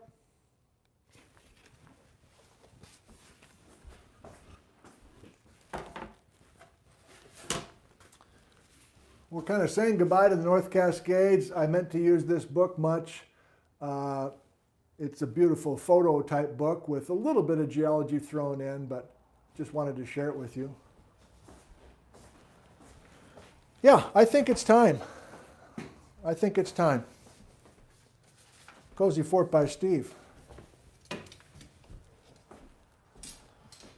kind of sneaking suspicion I wanted to do one more thing, but I just, it's not coming to me, and I suppose it doesn't matter. It's time. It's time. Bijou's inside. He's back sleeping in his spot, I presume. Haven't heard from him in a while. We have a nice group of you who are here almost every time, and I'm appreciative of that. It's always hovering about 700 or so. And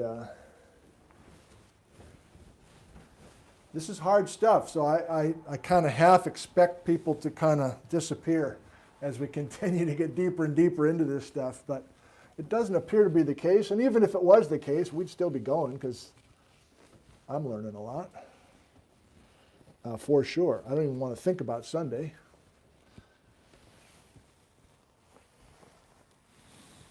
So I'm learning a lot. And then I said I don't even want to think about Sunday. It's you know, you have occasional moments where you're totally overwhelmed. You're like, I can't do this. I can't learn this all in a couple of days. And then you have a bunch of help from amazing geologists by email.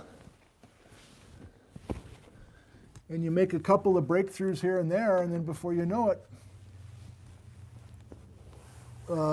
it feels like progress. And I hope that you're seeing that too. Okie doke. I'm muting us again. I'm getting rid of us. We will do some live Q&A as always. Let's start with, there's a group online that loves to continue to learn and talk and share photos, etc. With us, with each other, I should say. And I happened to see these photos from Lindsay, who was up. Let's see if I can do this. Can I do this? This is a PDF. I just want to scroll through. Yeah, okay. So Lindsay and others, maybe your husband, I'm not sure, they were up doing a hike in the Stewart area and basically using what we've been doing here in this live stream. And so I love just the part where she's taking some kernels of wisdom here and there and applying it. I think she even took this backcountry trip in October before she saw some of these live streams. But she kind of did a Gary here and used some yellow labels. And this is really ultimately what I'm hoping for some of our sessions, that a viewer who knows some of this country can revisit country and use this kind of bag of tricks that we've learned here, or vice versa. And I'll continue to scroll if I can. Come on, Daddy. That's a winner. Look at that. Swaukane. Look at that photo. Nice photo. My favorite of your photos there, the Swaukane schist. So obviously we're going backwards and thinking about some of our concepts in the North Cascades and the crystalline core. But I just wanted to share a little bit of,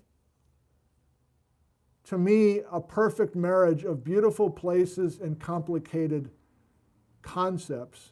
And it's nice to see people combining the two. So Lindsay, thank you. That was wonderful. She sent me those after I found them online. Of course, we have Backcountry Gary.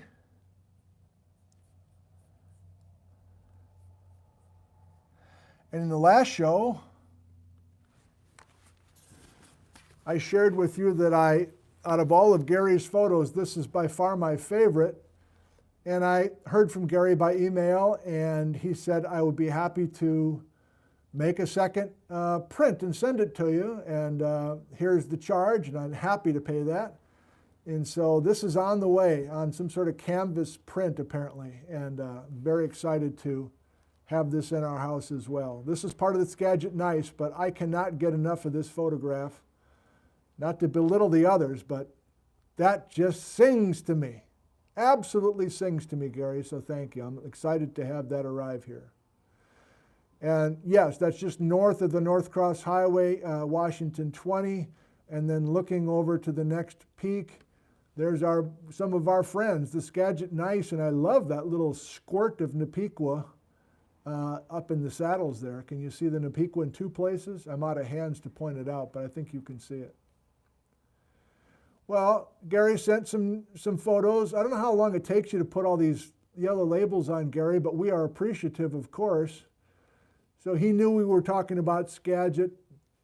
Excuse me, he knew we were talking about Swakane and Chelan today.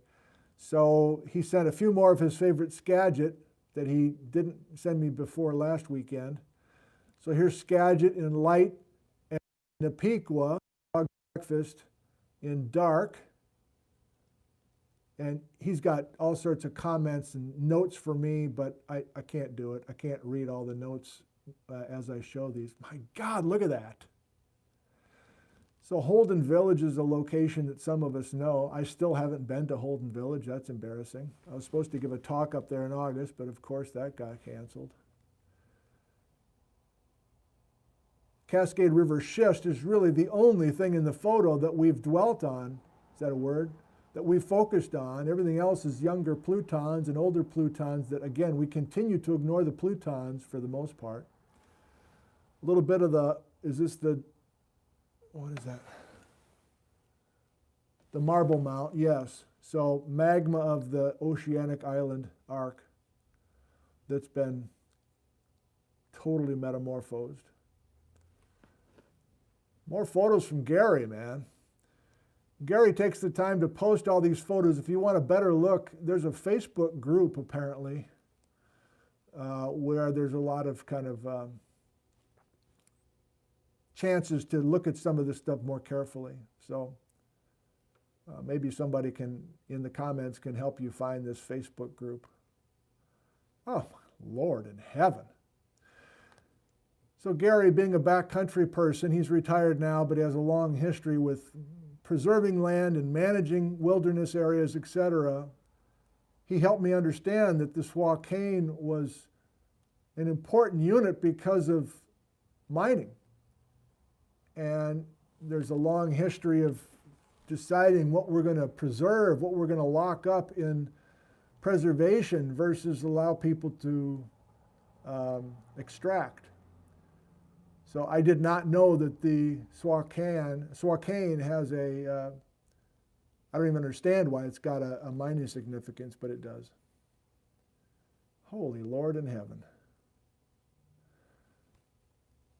So the Swakane is more than just down there along Route 97A on the way to Chelan, obviously. But it helps me and maybe you to see the Swakane. Remember, this is our stuff that was 26 miles down there. It's not 26 miles down there anymore.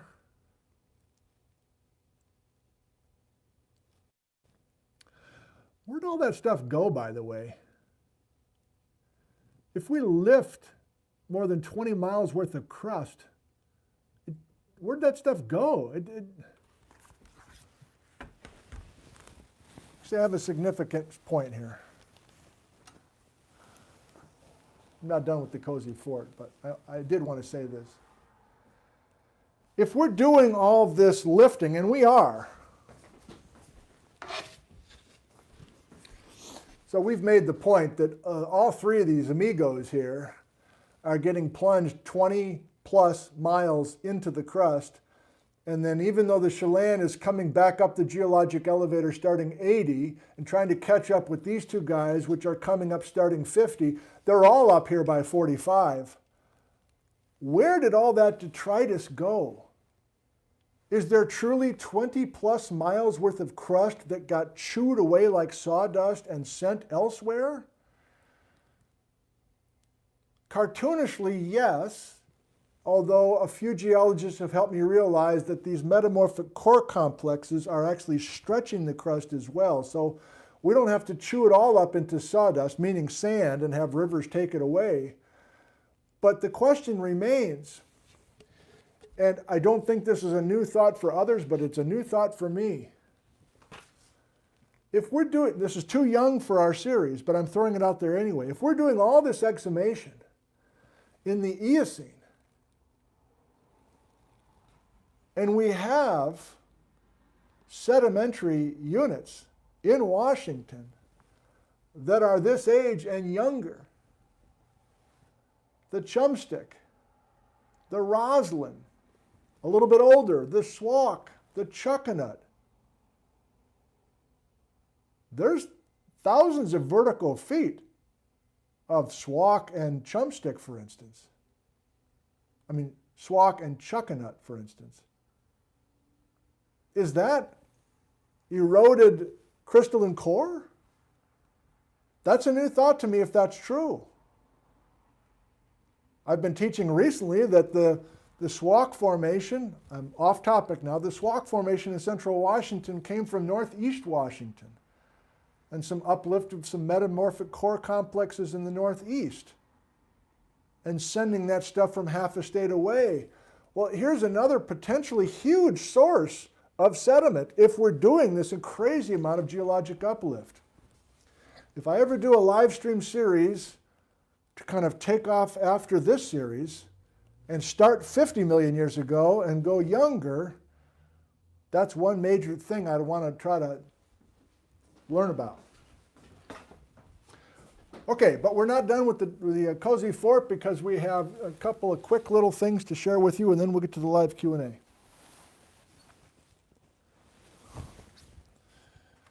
So more Gary coming, but not today.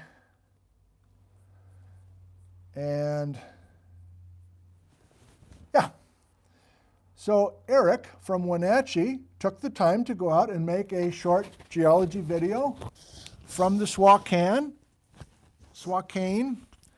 and it's a little bit low in volume, so I'm doing all I can here to crank your volume here, Eric, but I sure do appreciate you taking the time to make it for us. So here we go.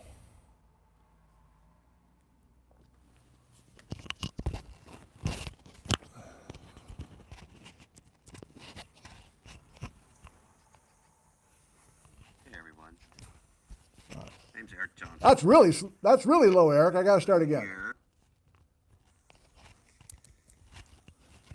God, hang on, Patrick.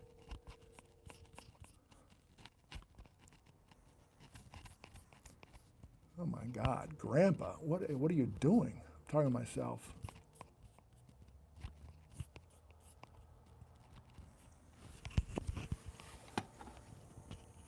Hey everyone. Name's Eric Johnson.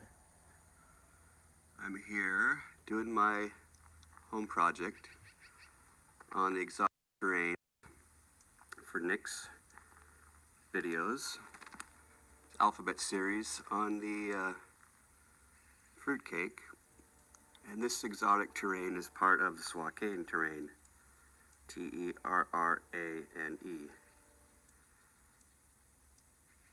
It's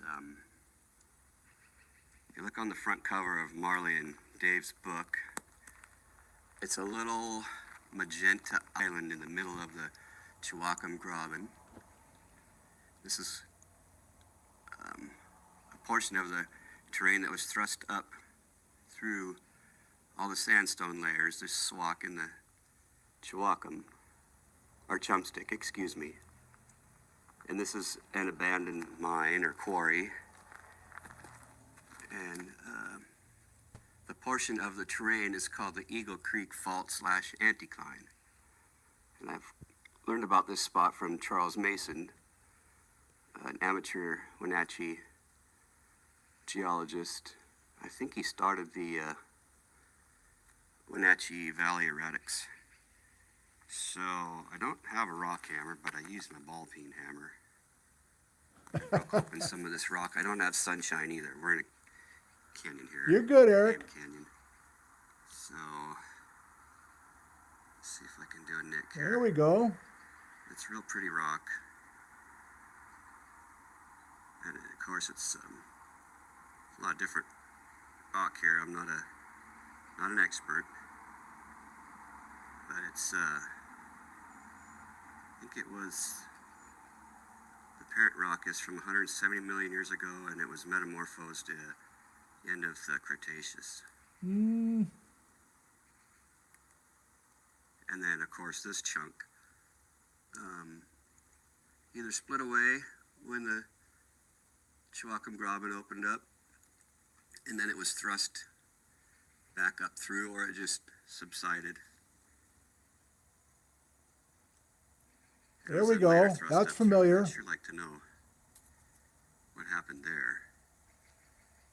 It was a part of the Horse Lake andesites that shoved this back up. Anyhow, I'm gonna get going. I'll sing you a little bit of Nick's song. 2-minute geology. Actually, it turned into 3. Thank you. We'll see you later.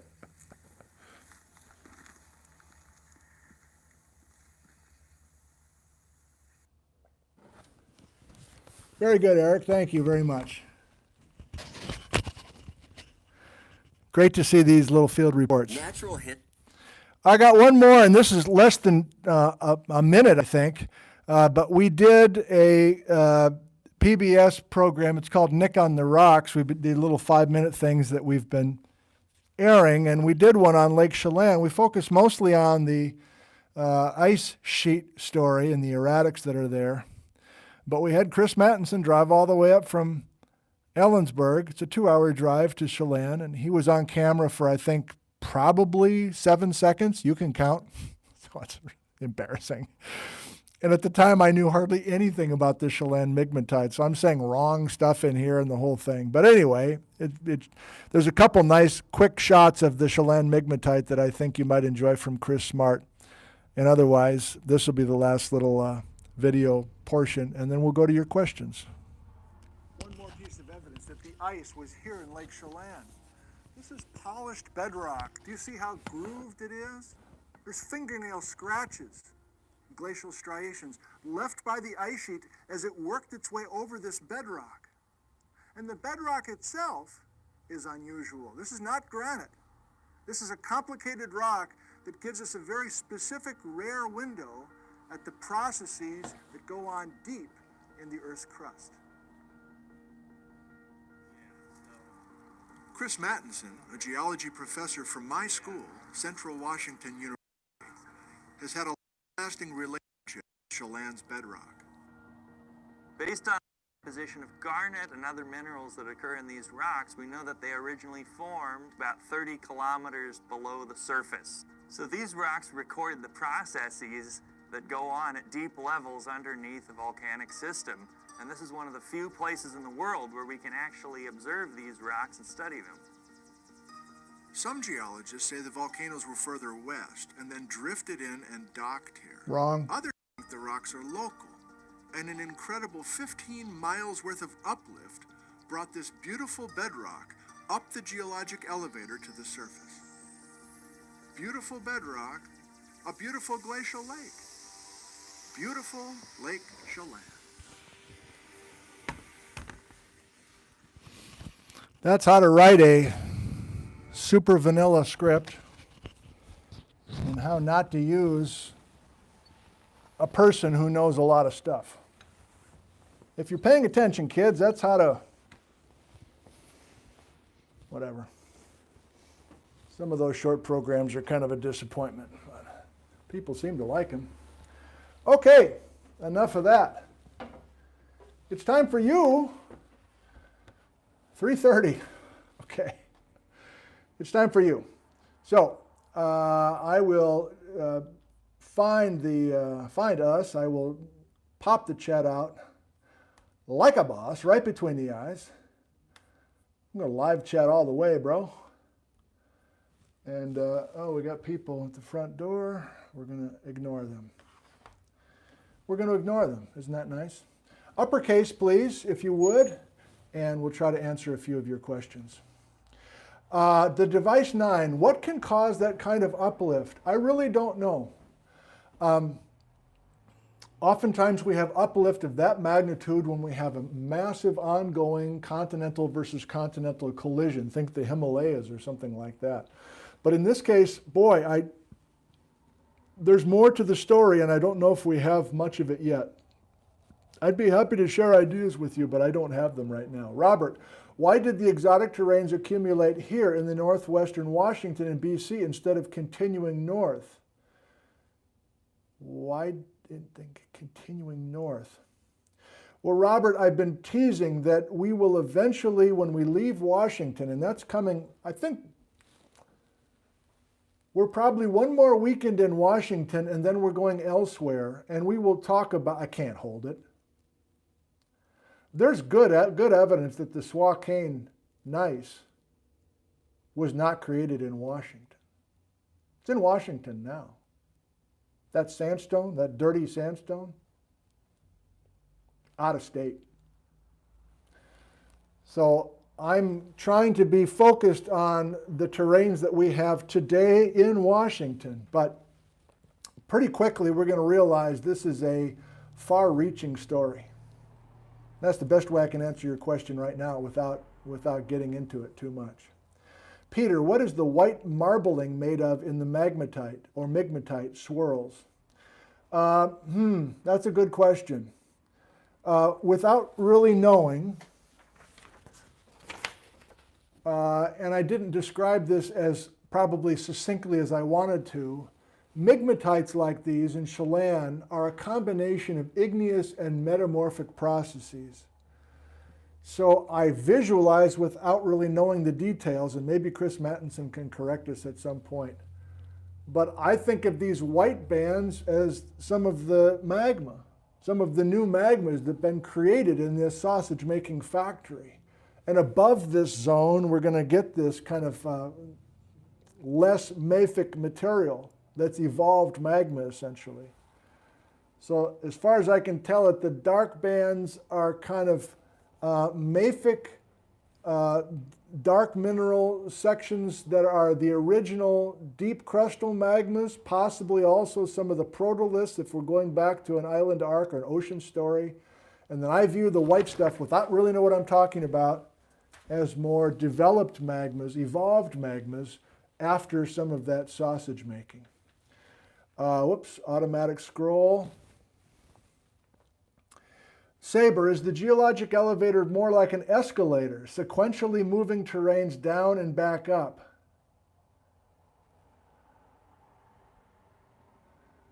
I love escalators, Saber, but I'm not sure I know what you mean there. Sequentially moving terrains down and up. I don't get it, sorry. People talking about the uplift. I thought you might be interested in that, and I am too. I don't know of anybody convincingly talking about who's in charge of the elevator. Yeah, Cat Slave. Who drove the elevator? Was it folding as the various exotic terrains docked, or do we not know? Remember the...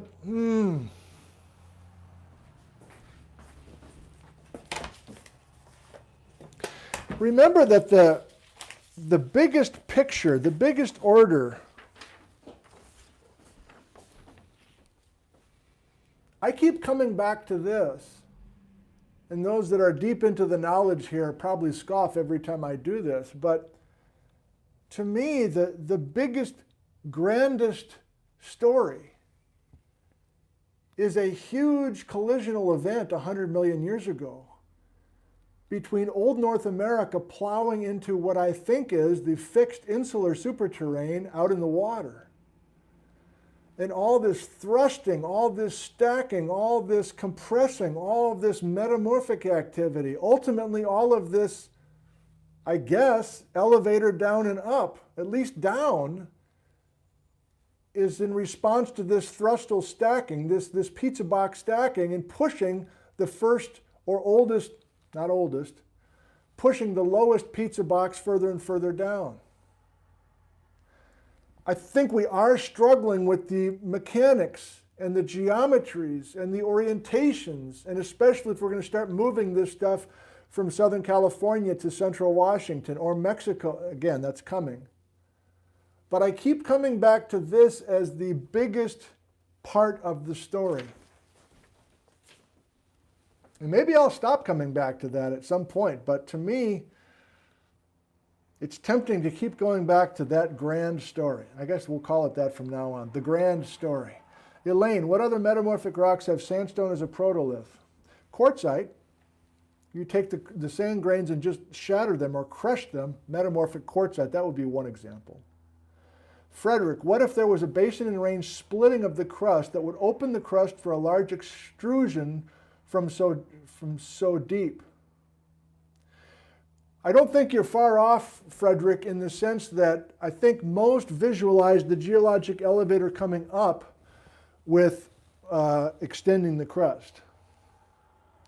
Now, why is that happening in central Washington starting 50 million years ago? That really is the next live stream series. Am I talking myself into doing this right now?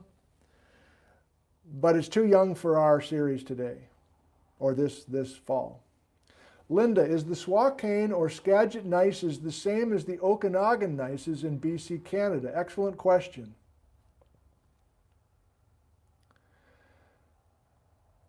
I thought we paid a little tip of the cap to the Okanagan area in BC as being incredibly old, possibly Alexander terrain.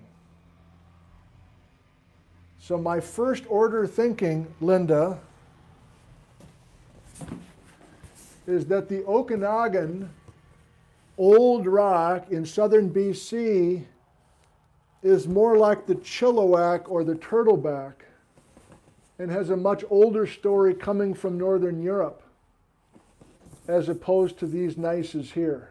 So you can have a gneiss. You might recall that the yellow aster gneiss in the Turtleback, sorry Patrick. The yellow aster gneiss in the Chilliwack River terrain was stuff coming from Europe and through the Arctic.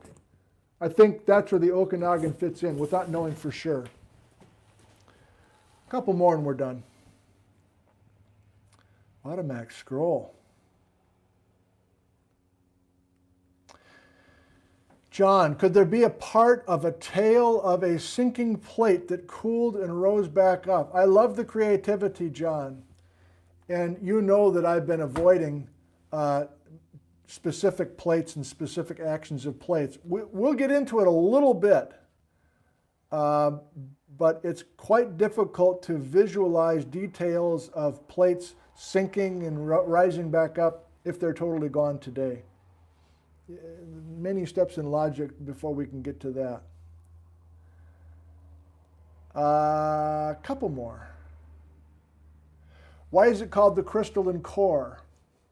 AZ, thank you. I can guess. These we're in the core of so geographically we're in the middle of the North Cascades, and the North Cascades are this incredibly uplifted area compared to its neighbors to the east and west and to the north and to the south. And there are crystalline rocks, meaning that they are not basalts. They're not dark-colored, kind of boring-looking volcanic rocks. I think generally crystalline rocks are kind of granites and salt and pepper rocks, and many of these hand samples of things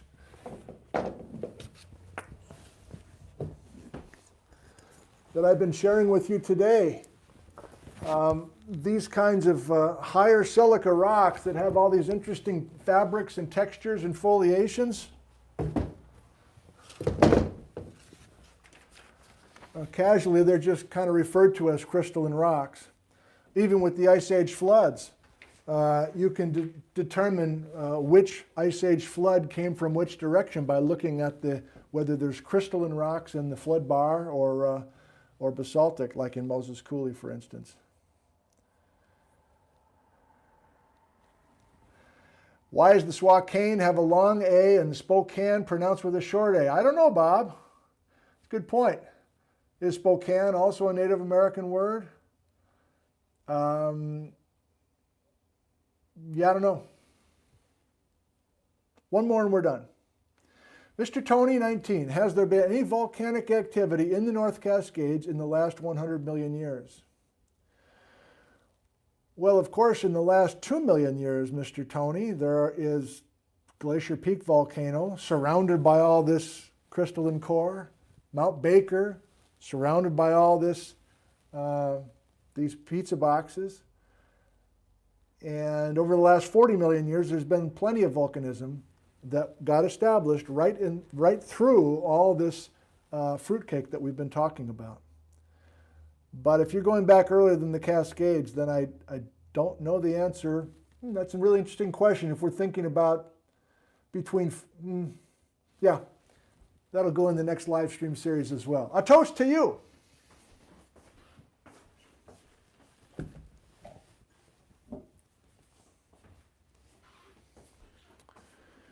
Thanks once again to Julie from Prosser, Washington, who's in the wine industry. She brought up a case of wine. Liz is a major wine drinker. I'm from Wisconsin and I drink milk and water, but occasionally I try to be civilized and drink with her. This is a local favorite, a recent favorite of ours from the variety pack in the case, the Pundit, a 2016 Syrah from the Columbia Valley, created through a unique collaboration between Washington State Saint Thomas Saint Michel and Rhone's Michael. Okay, I don't even know what I'm reading. It's like reading a scientific paper. I have no idea what I'm reading, but I know what I'm tasting.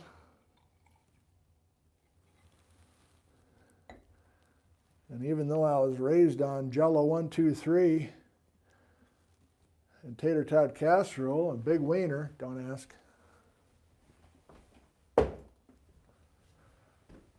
Even though that's my background, we can try to move forward and learn new things, like how to appreciate good wine. Here's to you and here's to Julie in Prosser.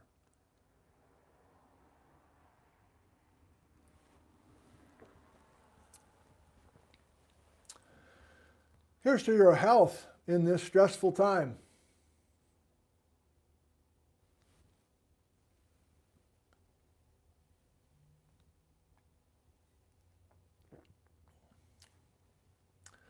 Here's to the health of your parents and your grandparents and your children and your grandchildren, near and far.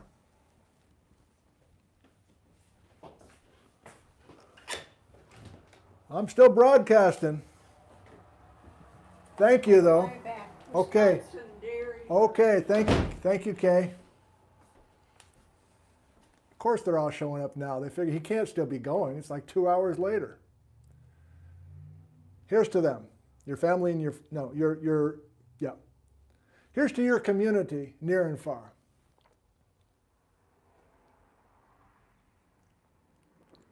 That is a good wine. Thank you. I should do one more.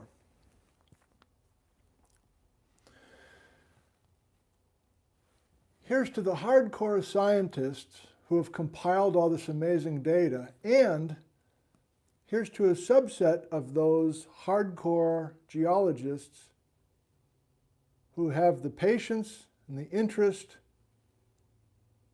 to put their work into plain language for those of us that want to understand it. It's a subset.